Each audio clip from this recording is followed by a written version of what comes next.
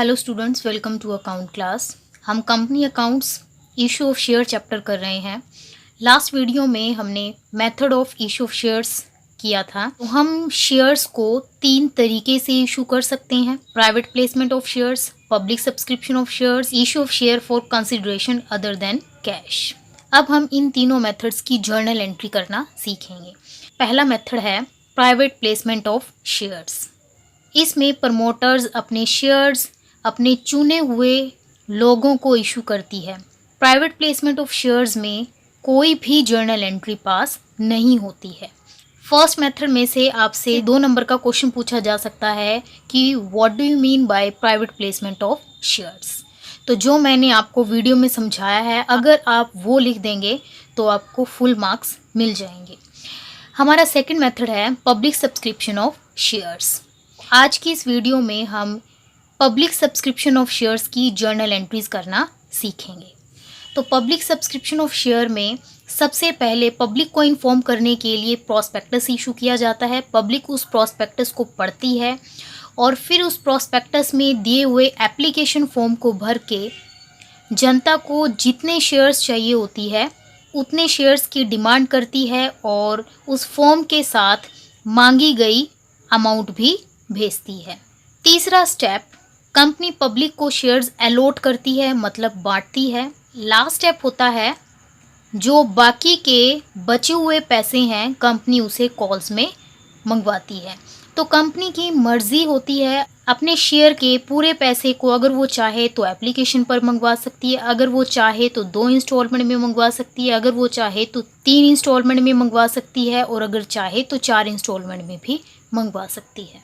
Company अपने shares को 3 तरीके से इशू कर सकती है। इशू ऑफ शेयर एट पर, मतलब अगर एक शेयर की फेस वैल्यू 10 रुपये है, कंपनी 10 रुपये के शेयर को पब्लिक को 10 रुपये में ही सेल करती है। तो इसका मतलब कंपनी शेयर्स इशू कर रही है एट पर में, 10 वाला 10 में।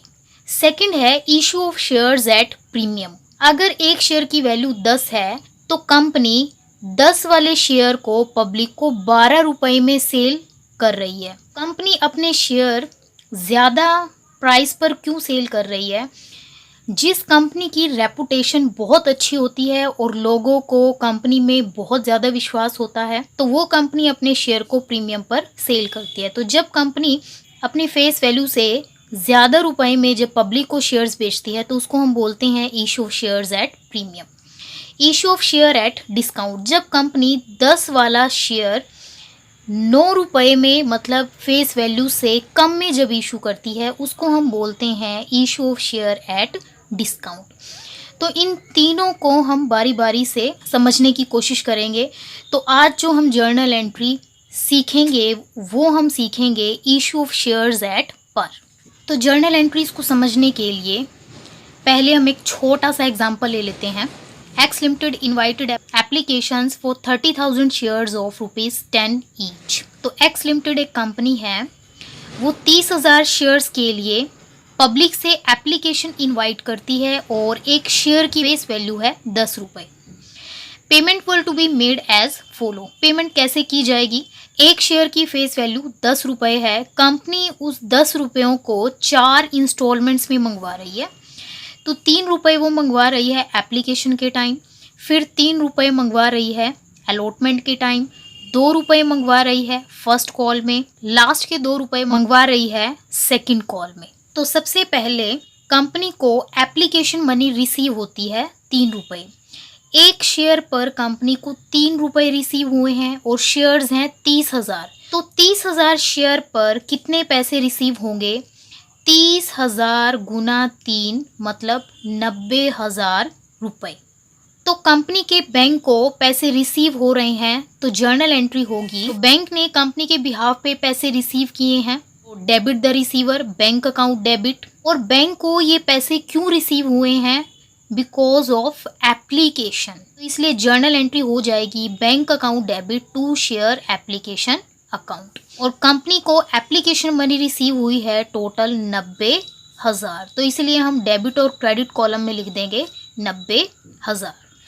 अगर क्वेश्चन में हमें डेट दी गई है तो हम यहाँ पर डेट भी लिखेंगे, और अगर डेट के बारे में कोई इन्फॉर्मेशन नहीं दी है तो हम इसको खाली छोड़ देंगे।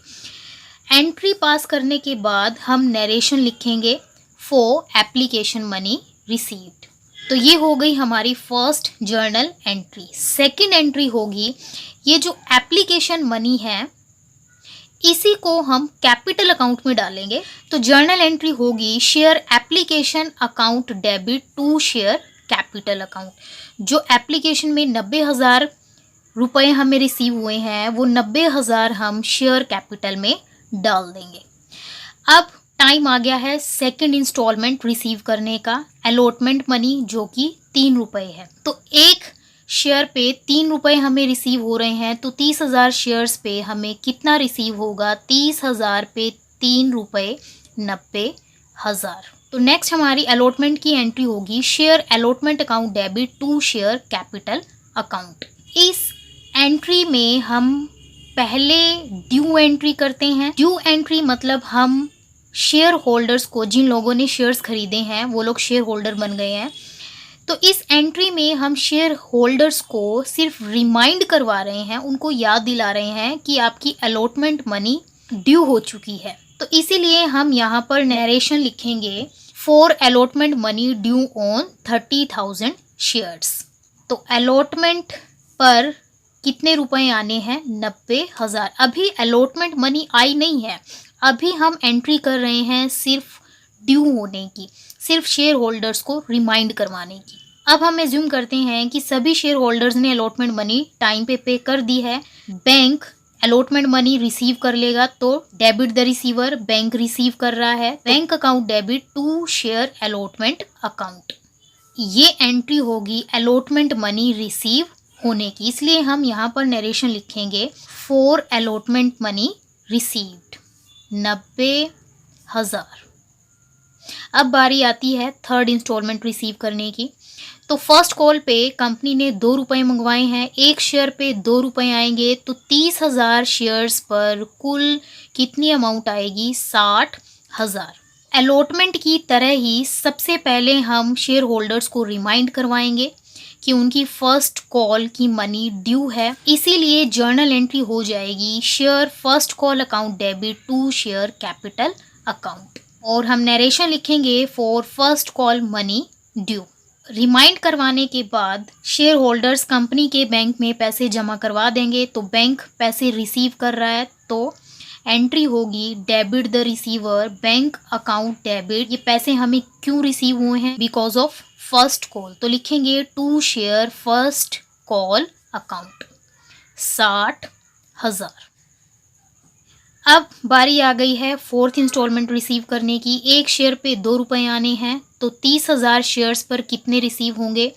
30,000 गुना 2 60,000। अलॉटमेंट और फर्स्ट कॉल की तरह ही पहले हम शेयर होल्डर्स को रिमाइंड कराएंगे, मतलब पहले हम ड्यू एंट्री करेंगे। तो नेक्स्ट एंट्री होगी सेकंड कॉल के ड्यू होने की। Share second call account debit to share capital account 60,000, और हम नरेशन लिखेंगे for second call money due. अब हम सेकंड कॉल मनी को रिसीव करेंगे, तो जर्नल एंट्री हो जाएगी bank account debit to share second call account 60,000। तो हम देख सकते हैं कि सिर्फ एप्लीकेशन मनी पे सबसे पहले हम एप्लीकेशन मनी रिसीव करेंगे और फिर हम उस एप्लीकेशन मनी को शेयर कैपिटल में ट्रांसफ़र करेंगे। बाकी हर एंट्री में अलॉटमेंट फर्स्ट और सेकंड कॉल में पहले हम ड्यू एंट्री करेंगे, फिर रिसीव्ड एंट्री करेंगे। ऐसे ही फर्स्ट कॉल में पहले ड्यू एंट्री होगी, फिर रिसीव्ड एंट्री होगी।